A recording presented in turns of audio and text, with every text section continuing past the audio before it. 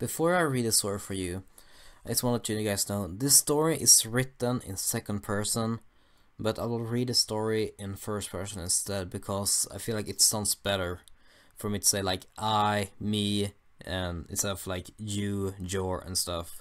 I hope you get what I mean, and yeah, that's all I want to say. And I'm not a good narrator, so I might not be the best one to listen to, but I will try. This is the first time I will ever read a story for people, to people in the whole world, to YouTube.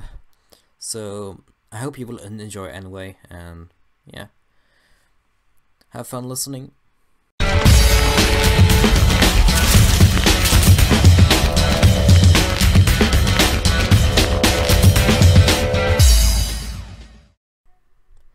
Words can hurt. Sometimes that hurt is permanent.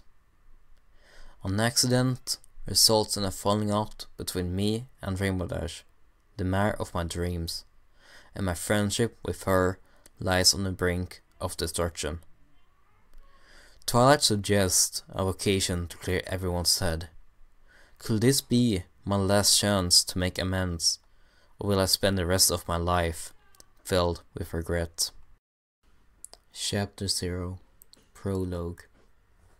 Morning was always the best part of the day, primarily for me.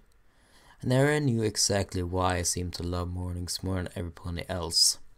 It was just how it was, and that was how I liked it. The only dislike I had when the sun rose was when it would shine down on my face. Every once in a while, depending on whether or not the sky was cloudy in the morning, I would find myself waking up nearly blinded, my vision blurred only temporarily until I woke up completely, or in some cases closed those cursed blinds. But that was my only pet peeve with sunrise, and I didn't find that bothersome. In honesty, at least it woke me up when I needed to, such as now. Upon waking up and closing the blinds for I could over-exaggerate as a millionth time, I rubbed my eyes gently with my hooves, yawning and taking in the morning air, before slowly letting out a big gust of breath. Once I were as relaxed as I possibly could be, I slowly got up from the comfort of my bed and sluggishly made my way into the bathroom to brush my teeth. On my way to the door, I lift up my hoof and aim to press the button on the radio. As my hoof makes contact with the button, the radio almost instantly comes to life, a female voice filling the bathroom with life. Hello everypony, this is Ponyville FM with today's Ponyville news. I'm Sunnybeat with the latest. It was the same thing she would say every day, but I was quite used to it. In fact, I found it relaxing to hear. So as I applied toothpaste to my brush and began to laugh my teeth with the minty freshness, I applied the radio to my ears. For a good few minutes, it will give certain subjects a minute or two of discussion time. This will result from politics, to entertainment, to gaming. The gaming topic was the one I hated the most, as it would always talk about the same game, rather than every other game that exists. We get it, follow the Quest 4 is coming, I say to myself. But sadly my request will never be heard, so I had to deal with it. I continued to brush my teeth for several more minutes, making sure I got every single tooth and corner. While I spit out the contents of my mouth into the sink and washed it down, Sunnybeat began to finish off her broadcast with a final statement. And for my final topic today, Ponyville's got a birthday coming up tomorrow. Tomorrow, Ponyville's very own Rainbow Dash will be turning 23. Let's give her a round of applause and wish her a happy birthday. My ears perked up almost immediately at the sound of Rainbow Dash's name. Then my eyes widened at the words happy birthday, and I felt stupid for forgetting it for even a second. Tomorrow was Rainbow Dash's birthday. For a pony who doesn't know who Rainbow Dash really was, they will not care much at all about her birthday. Well, not as much as I, of course. But I were different from those other ponies. I grew up and lived east, far from Ponyville, in the city of Chicago. I found it okay to live there, but recent political struggles there forced me to move out and leave the city before things would go from bad to worse. After a few days on the road, I were already beginning to consider going back home. I figured that it would be better to eventually live in a rundown house than starve to death on the side of the road. But then, as I began to make my way back, I found myself staring up on a billboard on the side of the road. I didn't notice it, but upon walking by it, I only saw its backside until I turned around. The billboard was of a small, quaint little village, the image bustling with life, the sky bursting with color, and big bold words plastered on the top and the bottom of the image, seeming to advertise the village. Come to Ponyville, where friendship is always magic. It was cheesy advert text, but it was advertisement nonetheless. And it hooked me.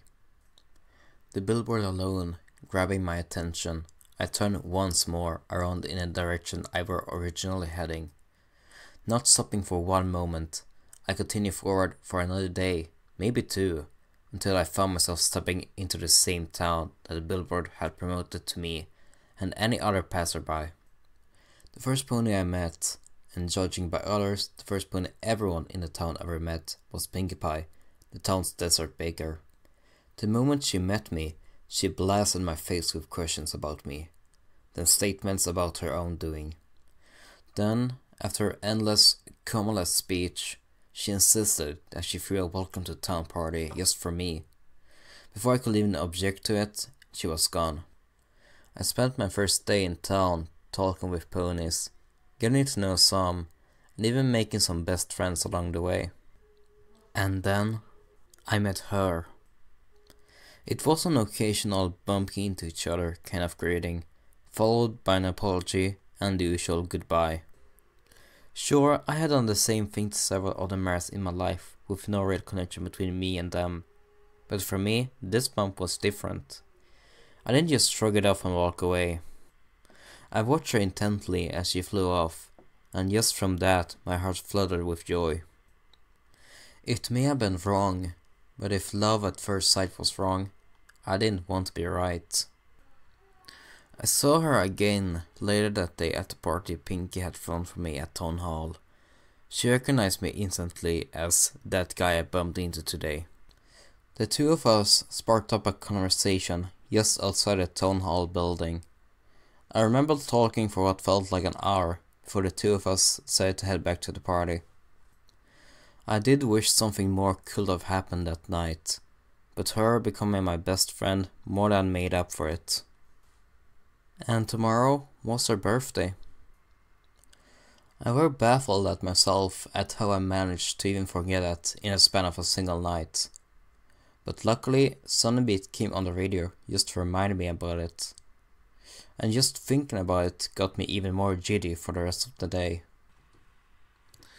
Once we were finished in the bathroom, I turned off the light and walked out, turning off the radio before heading downstairs to fix myself some breakfast. The occasional peanut butter and jelly toast with a pinch of hay to top it off. But also milk, of course. I can never forget the milk. As I made my toast, I turned on the kitchen radio and tuned it to the same station, now simply playing local music by a town DJ. Some of the songs were okay, but others didn't exactly click with me.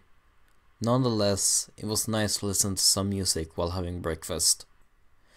While I were a slow eater, it honestly didn't take very long for me to eat my toast, washing it all down with a cold glass of milk. Once finished, I carried my dirty dishes and placed them into the sink for later. Pushing in my chair, I exited the kitchen and made my way into the living room. As I entered the room, I could already hear the outside world coming to life. In the distance, a bell rang, followed by a group of young fillies and colts shouting the way to school.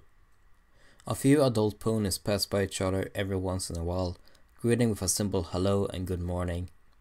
And, no surprise, Pinkie Pie was already setting up the shop in front of Sugar Cube Corner, this time for a batch of cinnamon brownies.